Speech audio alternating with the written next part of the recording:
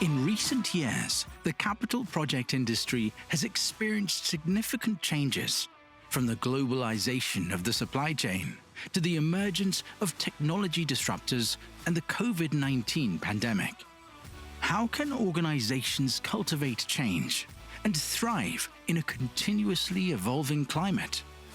This presentation identifies efficient organizational structures and processes that will enable companies to position themselves for success in evolving markets and build more agile organizations that react to change quickly and efficiently while reducing risk. Here to present for the team, please welcome Sean Musick.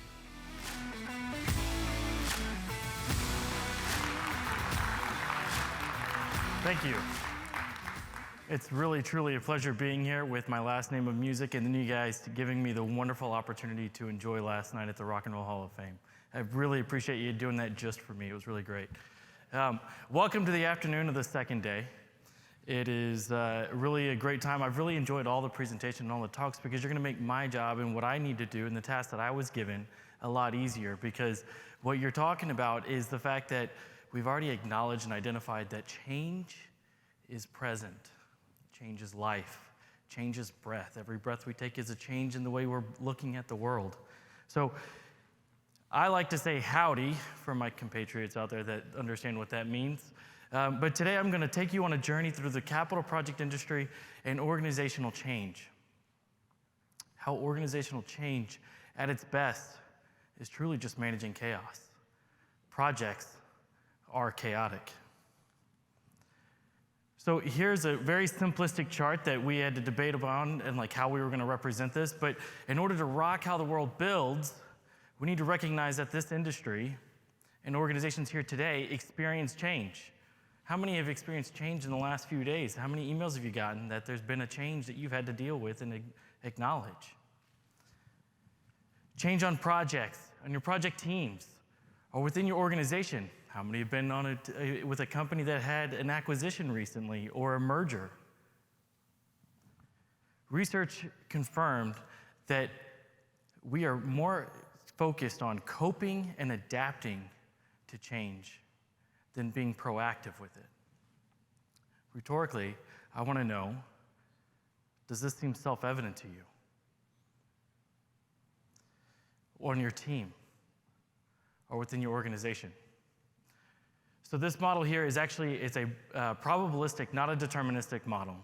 And what that means is that 70% typically, and so this isn't just a CII research finding, this is actually McKinsey, actually has the same type of finding that 70% of organizational change managements, or these best practices that we go to implement, fail to achieve the targeted objective.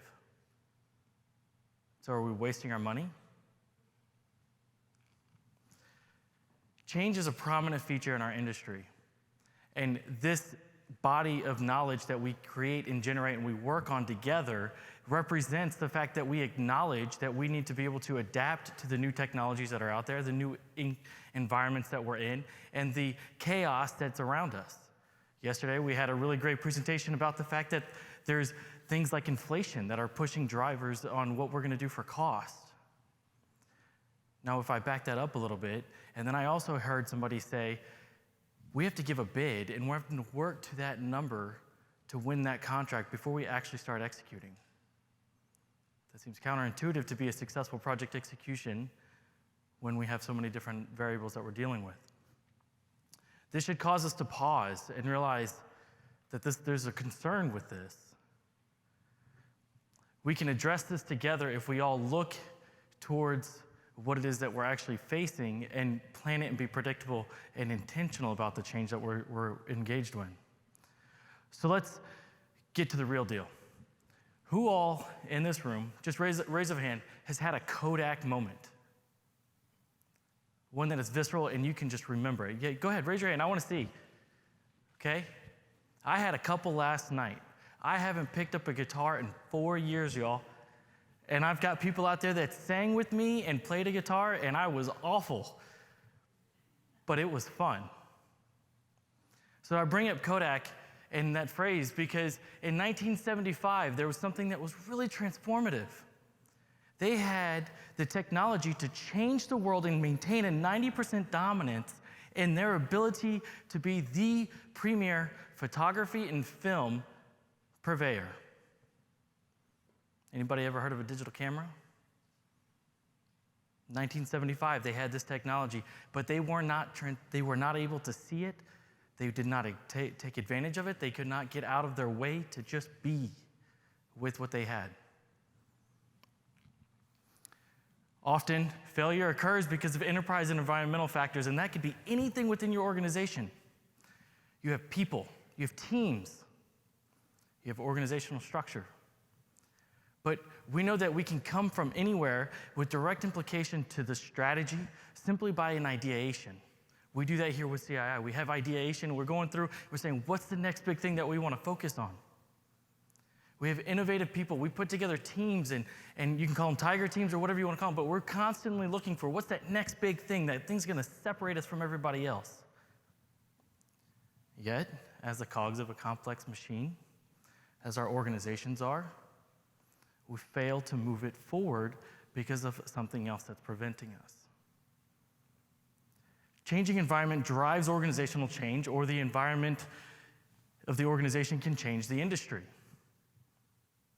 Either way, and in most cases, the change isn't always obvious at first. Kodak moment. Man, those are great. But they're not the digital purveyor of photography anymore. Who has actually, I want to actually know this. Who has a Kodak or actual camera that they carry around now these days? Oh man, that's cool. So my wife has a really big digital camera, and I would carry that bad boy for her so she could take pictures. And then one day I said, hey babe, this camera's heavy. You want to use my phone? Because it had a better digital camera than the camera she had. But that's just technology and change. So this is because change touches everything and has implications in multiple facets within our organization. The one and biggest thing that we see is that strategy in our organization is one of the things that we're looking to try to change, right? You put together a strategy to do something different, to be brave and new and bold.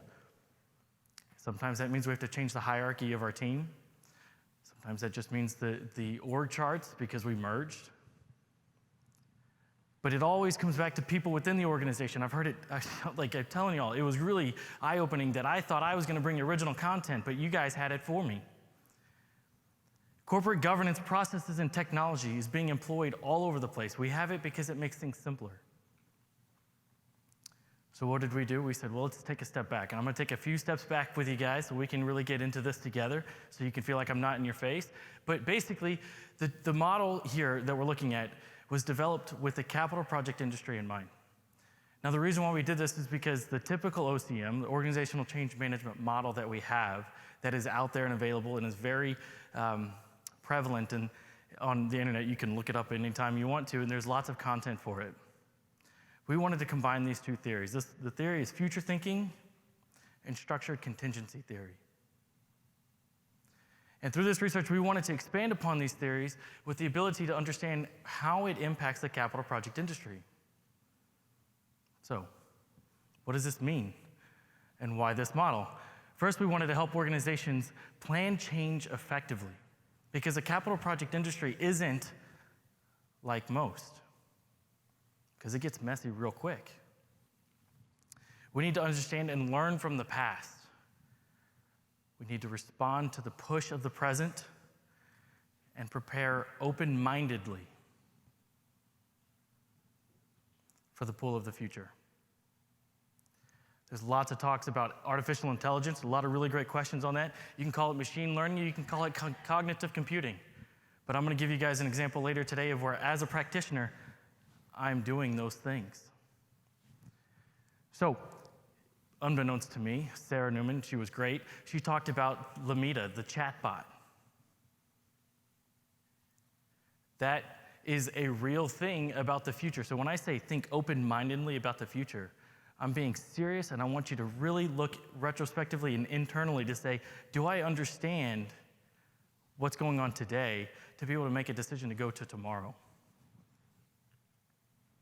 One of the interesting notes that's just below the surface, And all of this, and everything that I've heard for the past few days, and it could be that lately we're really, because of the last 2 years, we've been really kind of focused internally on ourselves, but capital projects and the change management model although it focuses on strategy, there's a key component there that looks at culture. Now, the culture of your organization can be many things, multifaceted. But it was a constant theme across all of the stuff that we looked at, all of the information we looked at, all the data we collected, and the case studies. Culture kept bubbling to the surface. To learn from the past, we performed 11 case studies. Now, we were fortunate that some of them got to actually occur face-to-face before we went into lockdown, but most of these were actually done virtually. But these 11 case studies, from left to right, you can see that we investigated every aspect of organizational change, the change model, Each case study provided insights into a particular organizational change, illustrating what drove that organization, how the organization responded to the externalities, and what were the challenges introduced. To give more clarity to what I'm referring to, I'm going to walk you through a few case studies in more detail. This one is very, very salient, and it should be very front of mind for a lot of us. Digitization. Who's using a computer today that they didn't 20, 30 years ago? So this particular case study was very interesting to me because I found it to be reminiscent of going to the field and not having to have a computer with me. But now we're having glasses for safety crews to be able to see things differently. So when we looked at this case study, the capital project, it was an EPC company, so it wasn't an owner, but it was an EPC that's doing the work in the field. The most striking outcome of the digitization, what it showed was that it didn't matter whether it was a digital native, which some people might call me that, or someone not. Regardless of whether these individuals could engage as a digital native, the long pole effort was training, development, and technical support. This resonates with me because in reality, in my personal experiences, is individuals on either side of the spectrum are excellent at the tools and technologies that they grew up with and they helped develop and they were a part of. So if you were in the 80s developing something on IBM, you're really great at that. If you're in 2000 or was it 2012 or whenever Snapchat came out, you're probably really good at that. I'm good at neither. My brother makes fun of me a lot because I'll go outside of Snapchat and I'll make my little picture. And he's quick and I'm over here still doing it. He's older, by the way, so I don't understand how he's better at it than me. I'm making it and then I'll post it. And then I'll respond to something from him on Snapchat and it's like 3 weeks old, and I say, oh man, that's really cool. Tell my nephew that I said congratulations. His response, what are you even talking about, man? I don't even know what that is. I gave that to you 3 weeks ago. You're gonna have to tell me what you saw. And so the point of that example is that technology is relevant to the things that you may consider easy. While at the the Rock and Roll Hall of Fame last night, an individual told me about a tool. We were talking about block letter engineering block letters because we were looking at all these really fantastic lyrics written on paper and we were going, wow, their handwriting's so much better than mine. And I had to write engineering block letters. I struggled with that class. But he goes, oh man, did you ever use this tool? Something to help him write and learn how to write engineering block letters differently than the way I learned. So as I said, it doesn't matter which part you come from. It's always going to be different, and you have to resonate with where is their come from place. At first blush, when you're looking at this graphic here, you can see that the strategy is elevated as part of the challenges. So there's 3 quadrants here, so I'm going to kind of go through each case study, and I want you to see that there's challenges on the bottom right-hand side, responses, and then drivers, and I'm going to kind of walk you through each one of those. So subcontractors and suppliers are showing remarkable adaptability. Some or even most suppliers have already embraced the digital environment. I have not been paid, and I will take any payment from AvivaNet, but AvivaNet's a really great example of a software tool that integrates the whole ecosystem. It's not just document control anymore. It's not just the PNIDs. It's not just the tags. It's not just the inspections. It's not just the health and safety. It's all kind of there. You have to implement it. So do you have the gumption and the willpower to actually go through that whole process or not? So it makes it difficult. So remote work has increased collaboration across the organizations, locally and abroad, regardless of the naysayers. So I want to raise a hands to see who said or that there's no way we can work remote before COVID. There's no way you can do it. Right, in 2016, I was a part of a research team here at CII. We were looking at virtual teaming, and if it was available and able to be done with the technology we had then, what do you think the answer was? That it's possible. That co-location is not required to have a successful project delivery, but however, a great kickoff and team builder does. You have to have the personal connection. But once you have that, outside of the boots on the ground to nail the nail into the piece of wood, to put the rebar together, to do all the work, outside of that, you don't have to be co-located. So up until construction, co-location is not required.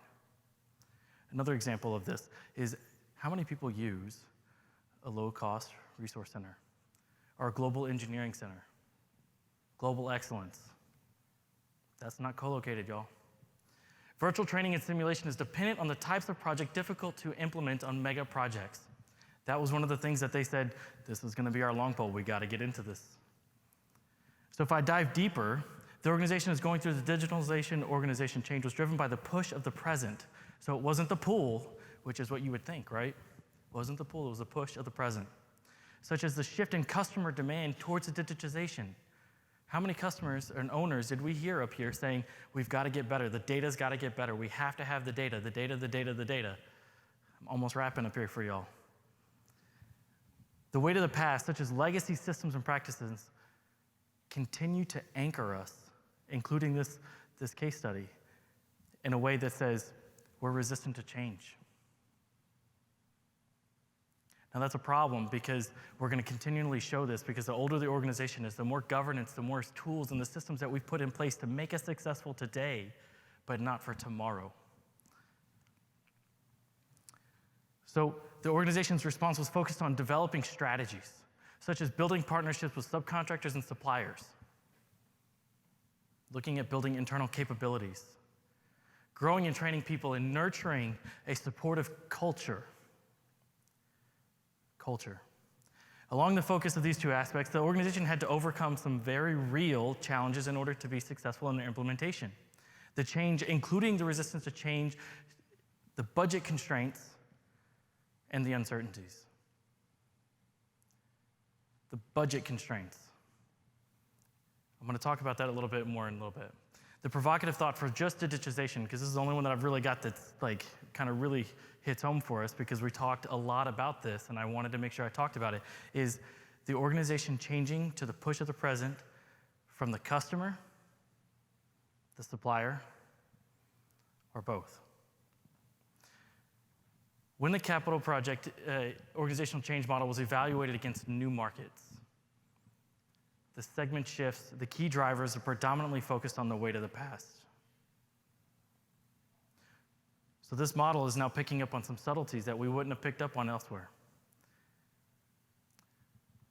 Things like decreasing project design cost by seeking global workforces. So we talked about that a second ago, of looking out and saying, how can we do this low-cost resource center?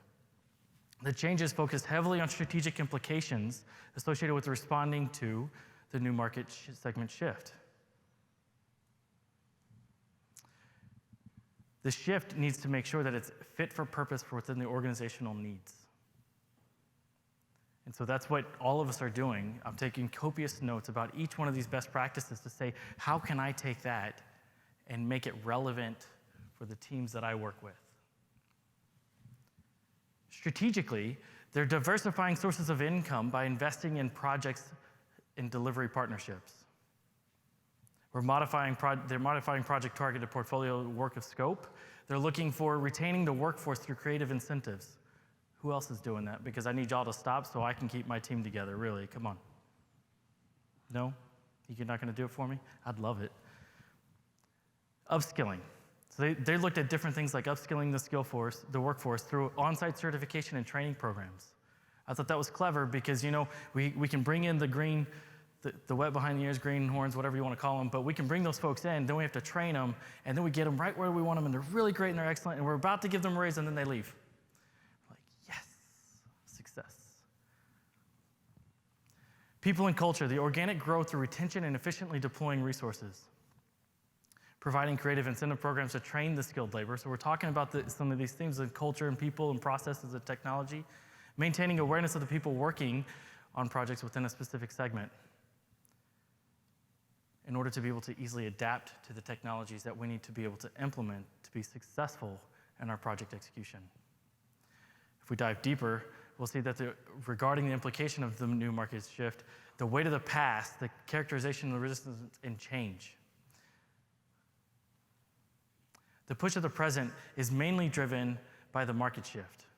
And the market shift is being the pressures around us, those external factors that says, you can't do it that way, you need to do it this way. And oh, by the way, if you don't get in this AI thing, I know it's scary and you don't understand it, we're not even implementing it yet, you're gonna be left behind. They developed strategies to expand the current portfolio. How do you do that with low labor? You don't have any labor. You're struggling to get the tools. You're struggling to get the budget to do these things, but they're doing it. Growing people, properly allocating resources, and building organizational commitment. I think that one hit me pretty hard, square in the head, a couple times because it's something that's very salient and it's a very important point that if you don't have leadership commitment and the same commitment, not just to the concept, but to the actual vision and the outcomes you're looking for, it's dead. When I look at these two things, if I'm looking at this chart, I'd say that the organization had to overcome several challenges in order to successfully implement this change, including resistance to change, that's the first one, y'all. It's always gonna be resistance. I've done this for 30 years. Why am I gonna change now? 3 years away from retirement. Whatever that is. Change in clients' requirements. A lot of what we're doing right now is trying to help shape and work collaboratively. That's probably one of the coolest things that I forgotten coming to a conference. This is my first conference since pre-COVID. And so just being able to collaborate and talk to y'all and have an engaging conversation about what it is that you're doing and how you're executing your work and the things that you see as on the horizon has really been great for me.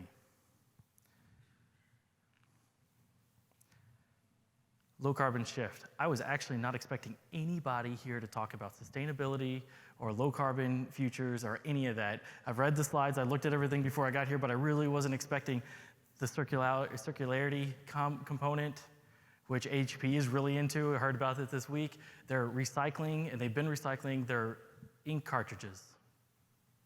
And it's saving them over $1 billion a year. That's significant.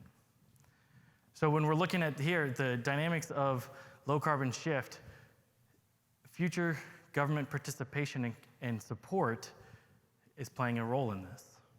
That doesn't mean that we don't want to be a part of it. That 1.3 or however, the T number that was thrown up there earlier, 130 something trillion, that's a big number, and a lot of that comes into sustainability. Do we want to be mining our landfills, or do we want to be mining our own job sites? Do we want to mine whatever, the field? So significant investment to support the pledge of carbon neutrality by 2050. So this organization said, we're gonna do this. We're gonna be a part of this. We're not gonna let it hit us. This aligns with the majority of the change situated along the lines of the push of the present with people and culture, with a strategic output. So the response heavily focused on assuring that the people and culture were thoroughly addressed and evaluated. They tailored their strategy based on identifying the skill sets that are no longer going to be required and needed to be transferred from today to tomorrow. That's really important because if we don't prepare for tomorrow, we're going to have a lot of upset apple carts. Managing the organization by retooling to optimize the resources and talents to meet the shift in the customer need. It's not just the customer of the government, it's actually other individuals, other companies are looking to do this. In Texas, we have a really great and reliable power grid. I don't know if you guys have ever heard of it. It's called ERCOT. I feel like you guys should come visit them. They really could probably use some help and consultations from some of y'all. That market now is in flux. I can tell you that I went ahead and I put 73 solar panels on my roof, and I've got batteries because there was two things that happened in February of 2020 and then last summer. And they're already doing it again this summer. I lost power for days. I'm talking 3 weeks at negative temperatures in my house. I had a generator and I had gasoline. Thankfully, I had a boat that had gasoline in it, so I was able to start pulling from there. Then they were also starting to say, we're going to have to ration natural gas because we don't have the pumping capacity to keep the pressures up where they needed to be. So I said, I'm going to go batteries. And now it's economically viable to me all of a sudden. So the market shift of what I'm referring to is not that it's necessarily going to be the government that's going to say, go do this. The technologies are starting to become more viable and relevant to the industry as a whole. So what can we do differently to accommodate that? So understanding the complexities of retaining, transitioning, and realigning the workforce to the new scope of work is important. Just because the work is different doesn't mean it's not valuable. Sarah mentioned that yesterday, that it's not the ethics of, is it going to replace my job? It's more about the ethics of, what are we going to do to retool and retrain and get them ready for the next step? Clearly articulating the change to all stakeholders to eliminate ambiguity and ensure buy-in and support. A lot of this, y'all are probably thinking, yeah, Sean, this is dumb. I already know this. Why are you telling me this again? But bringing the supply chain along through the change initiatives and making sure that all stakeholders are engaged adequately and at the table and banging, who was it that did that? They were banging on the table about AWP, right? We have to bang on the table to demand that we're going to do this right and that we're going to be intentional. Setting an integrated technical strategy with customers that explains how the organization will transition over the next 10 years. That's forward thinking. We can't predict the future. We're not omnipotent. We are still human. Unless there's somebody out there that's sentient and I don't know about it, then I'd like to know. When I dive deeper, it's the push of the present is really prominent here, 63%.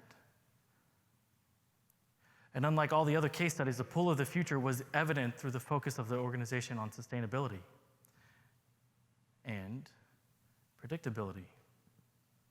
Just heard a great talk just a minute ago. I don't know if y'all were asleep with me or not, but it was a great talk about quality and how the Swiss cheese model can be applied not only for safety, but for quality. My personal belief is that if you have poor quality, you have an increased liability with safety. Because if there's a misalignment or clashing and someone's trying to drop in a work pack, like what is it called? Now I'm blanking on it, but a big old piece of equipment and it doesn't work and now we've got a clash, someone can get hurt. Growing and training people, no matter what the organizational change is going to be a key component. Having supportive leadership that is able to anticipate and sense changes in the external environment is also very critical. I don't want y'all to ever forget the Kodak moment. 1975, they were on the top of the world. 2012, they were in the dumps, literally filing for bankruptcy. Developing internal and external strategies for any change that you have through partnerships and restructuring to build the needed capabilities and resources is going to be one of those things that you're going to need to keep in your mind. Why would I say that? Sean, all I'm doing is implementing quality over here. The guy said that's all I had to do.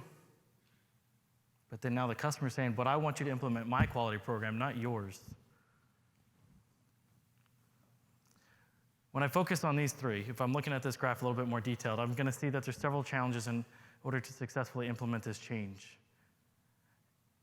And it's going to be a resistance to change, not by the parties that you think you're going to have resistance to. It's going to be retaining the workforce. Because as soon as you start to say, in this situation, in this case study, what they found, as soon as you start to say, we're going to shift to this new market, and we're going to do low carbon stuff, and then you've got somebody over here that may be in petrochemicals going, well, it doesn't sound like me, so I'm going to go where they want me.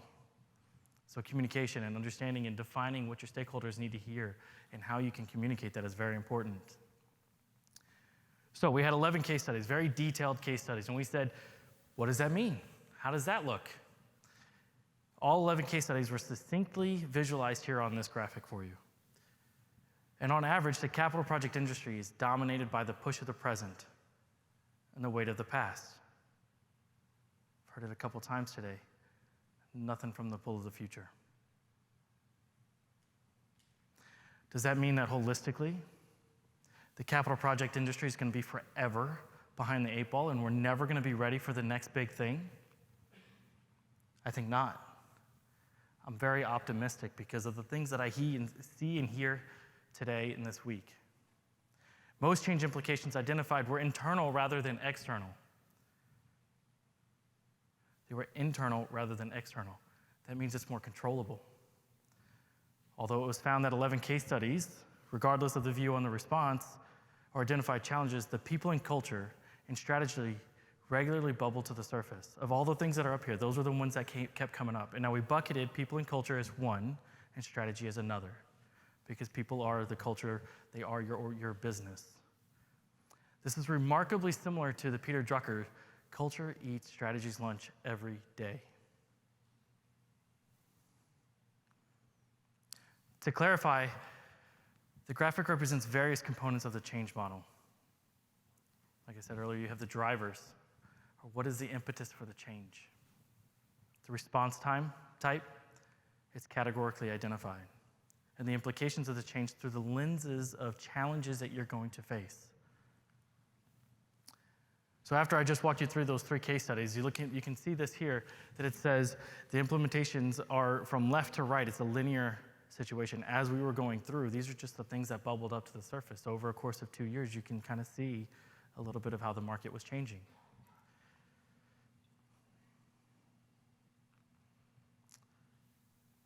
The case studies, I don't know if you can tell that there's colors that are very similar on there.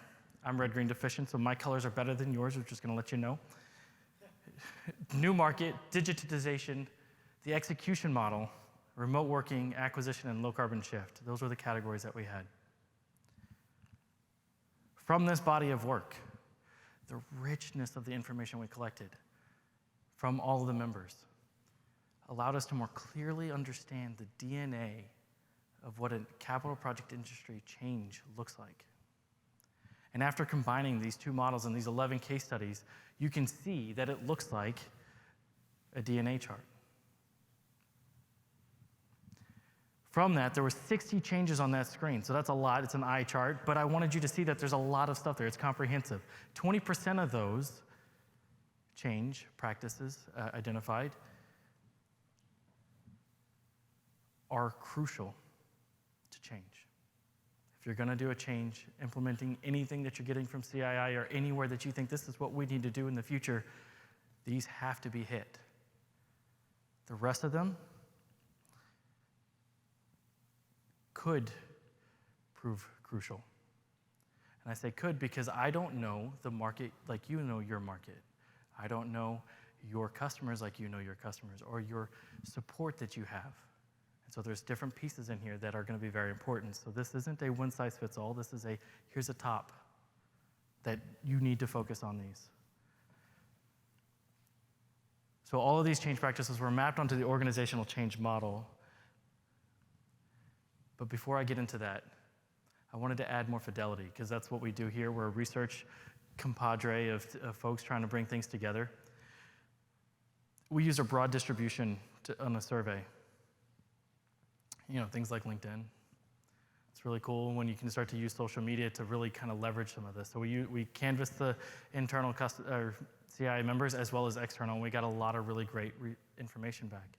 The results provided an excellent breakdown across the various participant groups and invaluable answers to our questions. When we take that into the model and we break it down further, we can see that there are several types of organizational change. One of them being transformative, which can originate from innovation within the organization. But what does that mean? Why is a change transformative? Well, transformative organizational change is a positive disruption, an indication of the organization's ability to move forward.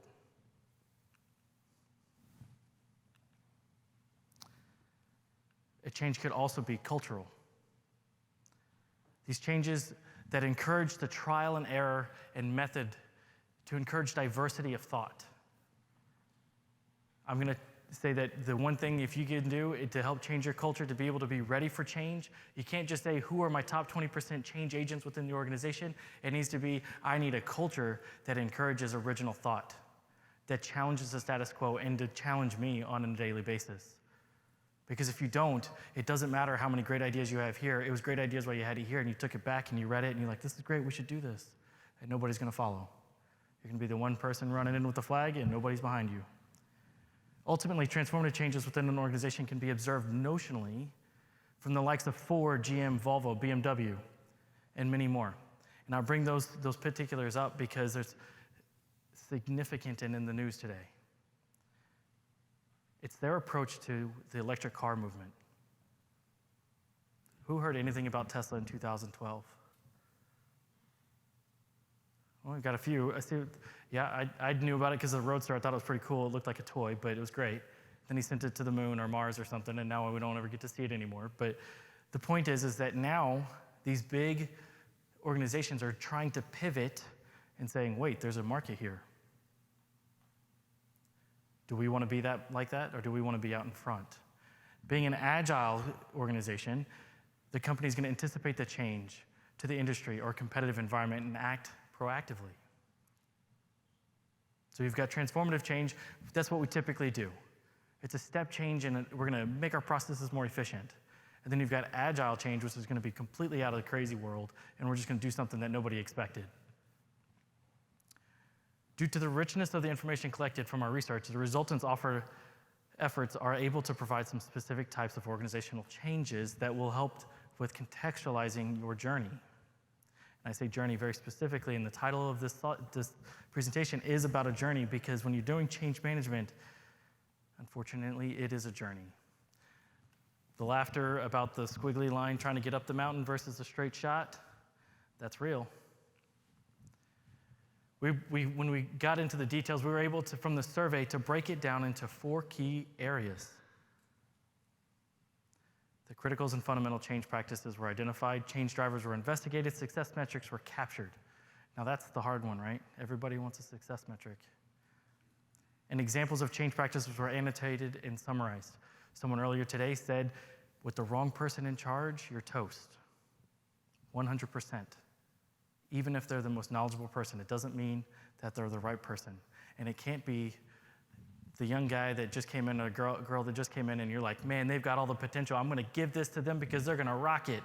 And then you give them no ability to influence, no support, no money, anything. And then now you're going to have the same situation. Because change is so hard to implement successfully, the roadmap is necessary. It helps bring intentionality and increase success is needed.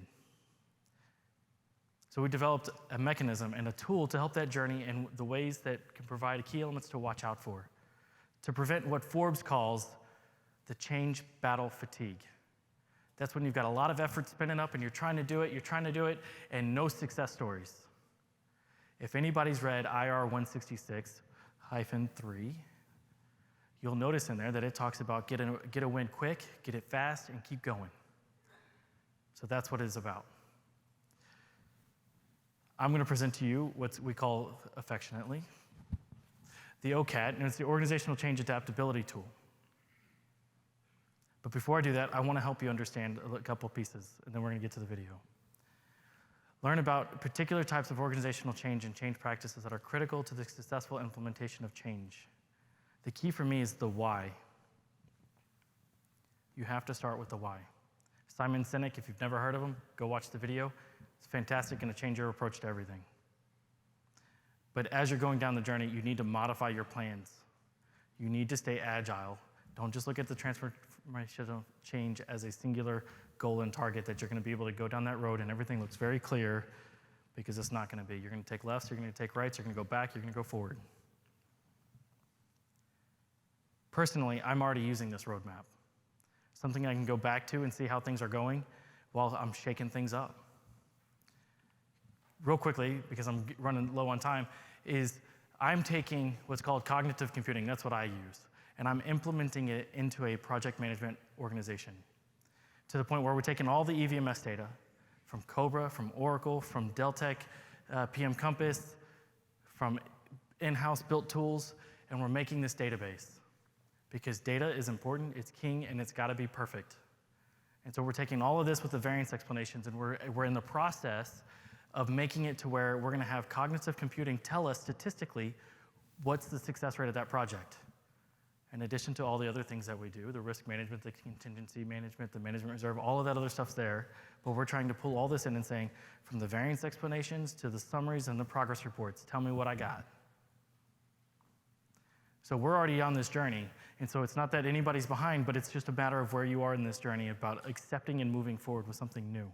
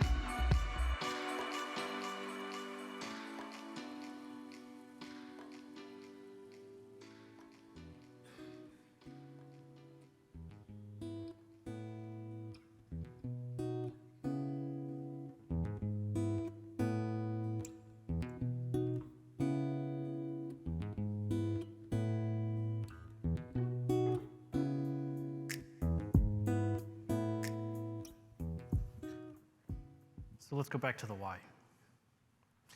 With our industry and everything we've heard over the past 2 days, and the conditions we are in, and the challenges we are facing with the lack of talent and interest and retirements, we are at a point of critical mass, a crisis, if I may.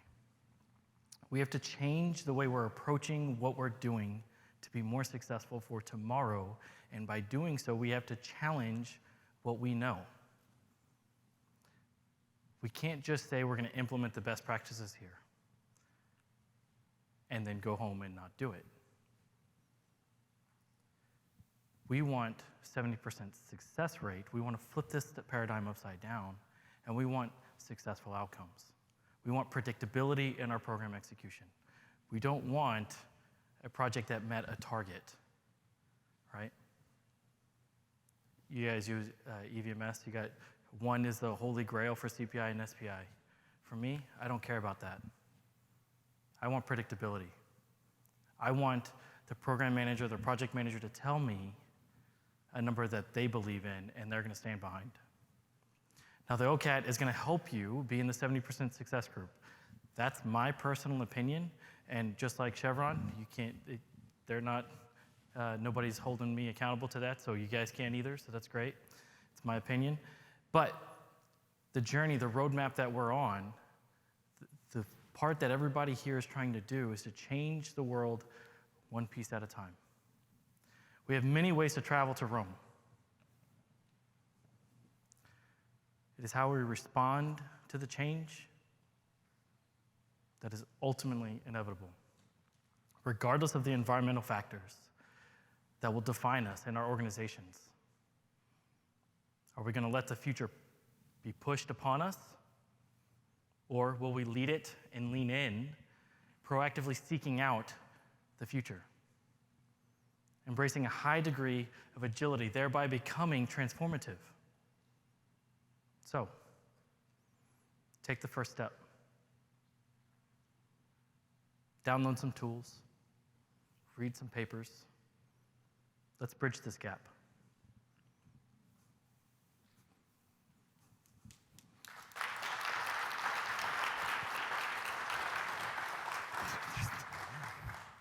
Okay, thank you very much, Sean. It's very red up here, y'all. I was skipping over all this stuff that I wanted to tell you. So we have time for one quick question. Okay. Who within an organization should be responsible for using this tool? Who should run it? Who should implement it? Comment on that. Right, so if we're going to talk from CII's standpoint, I'd say the implementation champion, if we're going to go into that route, that's definitely the person, but that person cannot be someone that's going to be junior that you're just going to kind of shove the workload off on. It's got to be somebody that's senior within the organization that can actually influence change. It's got to be you've got to have a budget, you've got to have a plan, it's got to be intentional. You've got to have a project. It's run it like a project and things will be a whole lot better for you. All right, well, thank you very much, Sean.